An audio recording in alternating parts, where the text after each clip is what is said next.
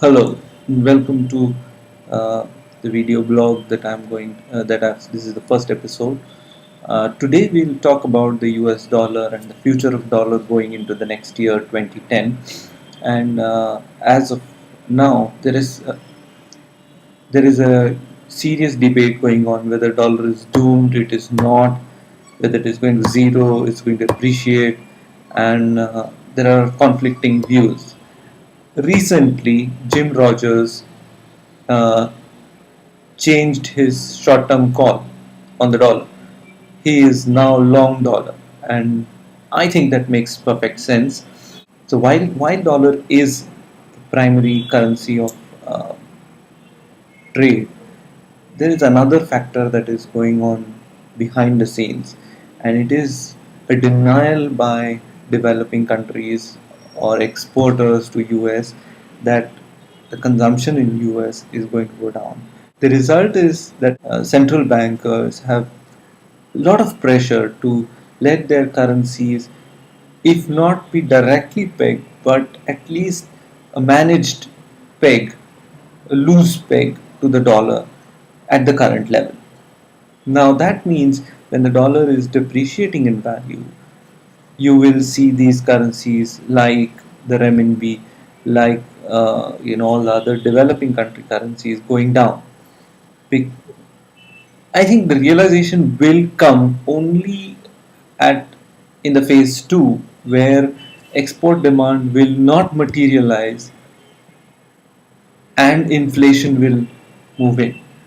And then the central bankers will be faced with a choice of inflation or exports. And to a certain extent, I don't know when, they will flip towards inflation management, and that is the point when they will raise their currency. Now, the second part is essentially trying to understand what competitive developing countries are doing. So, if China is pegged its currency, then all the others have to continue to peg the currency.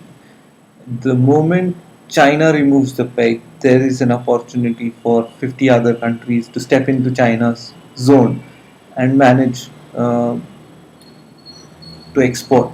Now, this will continue till a point where U.S. domestic industry will not be able to cope up. It will still be in a zombie state while all the consumption requirements are being imported from these countries with artificial pegs till a point where inflation strikes these and they are forced to move.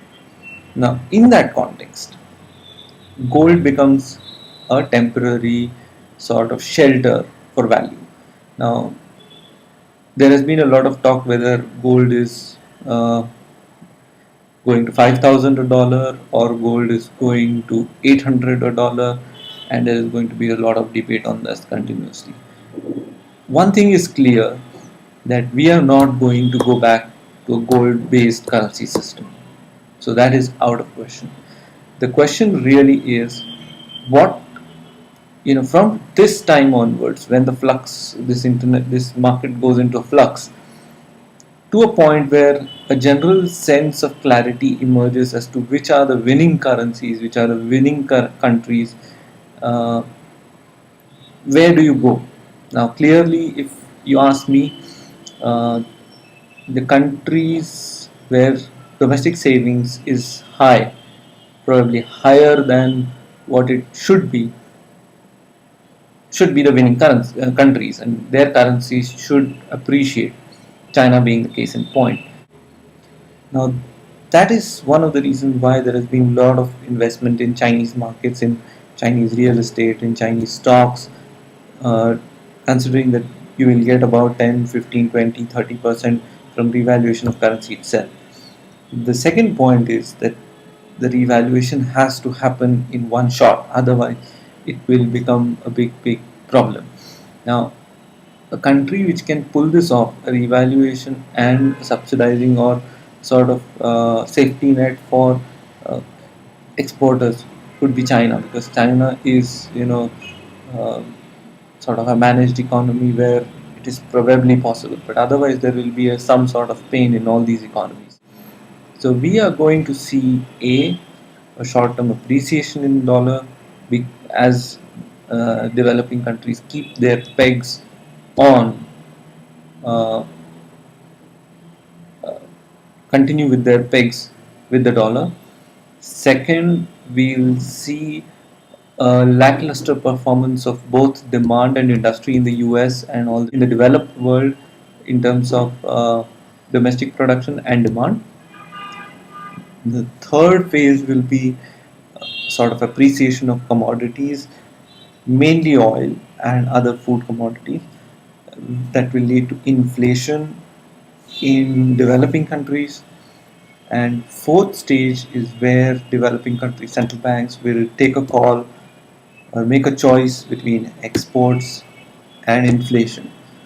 To a certain extent, export lobby is strong, so they will you will see some sort of holding on to status quo, but beyond that, you will see inflation being the driver of the economy, of the policy, and thereafter you will see an appreciation.